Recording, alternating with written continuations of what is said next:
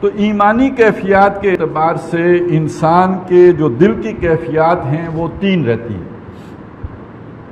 اسے اگر ہم جو اصطلاحات کی زبان میں بیان کریں تو وہ ایک کیفیت ہوگی حقیقی ایمان کی کیفیت، جب ایمان دل میں جاگزی ہے۔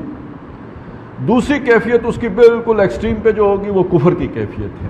ایک کافر شخص، اس کے دل کی کیفیت کیا ہوتی ہے، اس کے دل کی حالت کیا ہوتی ہے، اس کو بھی ایک مثال سے بیان کیا گیا۔ ان دونوں کے درمیان ایک کیفیت اور بھی ہے، اور وہ جو کیفیت ہے ان دونوں کے درمیان کی کیفیت، اسے ہم اصطلاحاً نفاق کی کیفیت کہتے ہیں۔ یہ جو نفاق کا مضمون ہے یہ بہت اہم ہے، اور اس کے بارے میں بڑی غلط فہمیاں بھی ہیں۔ ابھی آپ اندازہ لگائیں ہمارا تصور نفاق کیا ہے بالعموم، جو ہمارے اندر راسخ ہے وہ یہ ہے کہ ایک شخص نے ایمان لایا دھوکہ دینے کے لیے، کوئی سکھ تھا یا کوئی ہندو تھا یا کوئی عیسائی تھا، جو لیکن حقیقت میں وہ بلیک واٹر کا ایجنٹ تھا۔ یہاں پہ اس نے بیروپ بدلنا تھا، مسلمانوں کی مسجد کا امام بن کے آ گیا، اس نے داڑھی بھی رکھی، سورہ اخلاص بھی صحیح طرح سے پڑھی، مسلمان وزیروں کی طرح سورہ اخلاص نہیں بھولتا، بڑی اچھی تجوید کے ساتھ بھی پڑھتا ہے، داڑھی بھی پوری رکھتا ہے، اور ظاہراً وہ بڑا عالم فاضل آدمی بھی ہے، لیکن یہ کہ وہ اندر سے اس کا جو بھی کوئی اللہ پر ایمان نہیں ہے، آخرت پر ایمان نہیں ہے، مسلمانوں کو دھوکہ دینے کے لیے مسلمان بنا ہوا ہے، تو یہ ایک منافق شخص ہے۔ تو ہم تو اس نفاق کو تو بہت اچھی طرح جانتے ہیں، اور یہی سمجھتے ہیں کہ شاید اسی طرح کے لوگ مدینے میں بھی تھے۔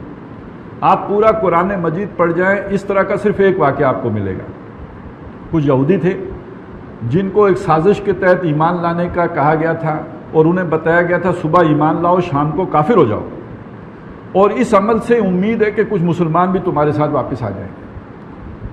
ان کے بارے میں قرآن کہتا ہے جب وہ داخل ہوئے تب بھی کافر تھے، جب نکلے تب بھی کافر تھے، ان کے تو ایمان کا ذکر ہی نہیں ہے۔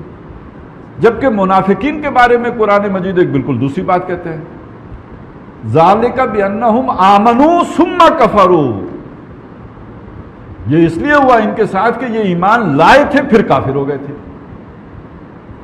اور سورہ نساء میں تو اس سے بھی بڑھ کر کہا ان الذین آمنوا ثم کفروا ثم آمنوا ثم کفروا ثم ازدادوا کفرا، بے شک وہ لوگ جو ایمان لائے پھر کافر ہو گئے، پھر ایمان لائے پھر کافر ہو گئے، پھر کفر ہی میں بڑھتے چلے گئے۔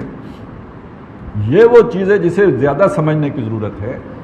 یہ عمل شعوری طور پر نہیں ہوتا، یہ عمل ظاہری طور پر نہیں ہوتا، یہ عمل زبان کی سطح پر نہیں ہوتا کہ آج میں کہوں اشہد ان لا الہ الا اللہ و اشہد ان محمدًا عبدہ و رسولہ، اور کل میں کہوں کہ میں نے اسلام چھوڑ دیا، میں کافر ہو گیا ہوں، پھر 10 دنوں کے بعد آ جاؤں کہ میں مسلمان ہوتا ہوں، اور پھر 10 دنوں کے بعد میں کافر ہو جاؤں۔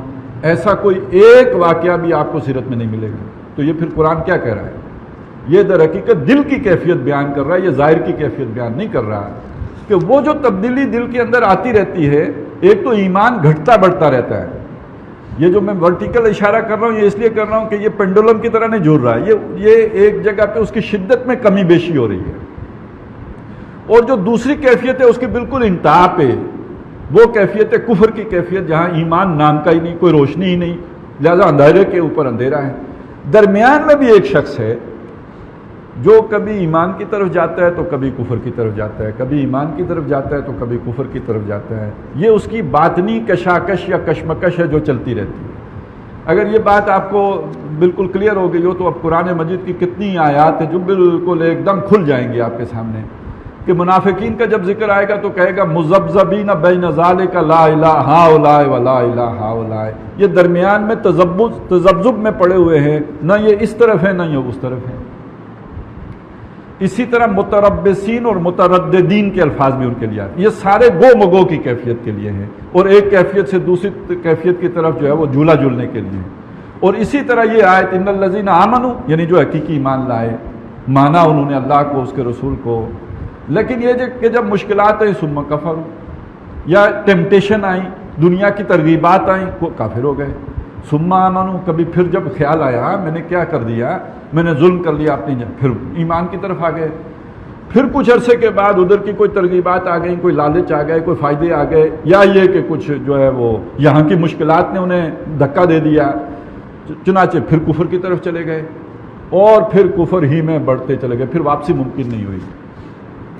اسی طرح بعض جگہوں پہ آپ کو ملے گا کہ اس دن وہ ایمان کی نسبت کفر کے زیادہ قریب تھے، تو معلوم ہوا کہ دلی کیفیات کے اعتبار سے انسان ایک جگہ پر ایمان کوئی ایک مستقل ویلیو نہیں ہے کہ جس پر انسان قائم رہے. باطنی طور پر ایسا ممکن ہے کہ زبان پر کلمہ کفر لائے بغیر اندر ہی اندر انسان ایمان سے کفر کی طرف چلا گیا ہو. تو اصل نفاق، اصل منافقت جس کو قرآن زیر بحث لاتا ہے وہ یہ ہے. ظاہر ہے جس نفاق سے حضرت عمر رضی اللہ تعالیٰ عنہ آخری وقت بھی ڈر رہے ہیں اور حضرت حذیفہ کو قسمیں دے دے کے پوچھ رہے ہیں کہ میرا نام تو بھی ان میں شامل تو نہیں تھا، تو وہ شعوری نفاق تو نہیں ہو سکتا.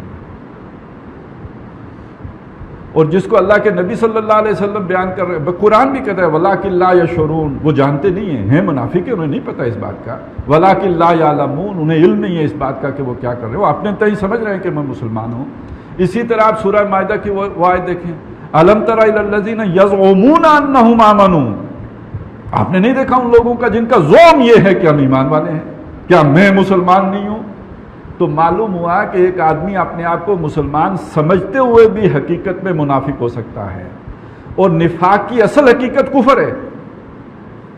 یعنی ایک کفر اعلانیہ ہے جس میں بندہ کافر ہے، وہ اعلان بھی کر دیتا ہے میں کافر ہوں. دوسرا ایک ایسا کفر ہے کہ جس کا اسے خود بھی نہیں پتا، اندر سے کھوکھلا ہے اور اوپر اس کے ایمان کی چھلڑی، یعنی وہ قانونی اسلام موجود ہے، اشہد ان لا الہ الا اللہ و اشہد ان محمد عبدہ و رسولہ. اسی معنی میں وہ حدیث بھی ہے کہ ایک شخص میں اگر 4 نشانیاں پائی جائیں وہ پکا منافق ہے. وَلَوْ صَلَّى وَصَامَ وَزَعَمَ أَنَّهُ مُسْلِمٌ، خواہ وہ نماز پڑھتا ہو، روزہ رکھتا ہو، خود اس کو خیال یہ ہو، خیال خام کہ میں مسلمان ہوں، پھر بھی منافق ہے.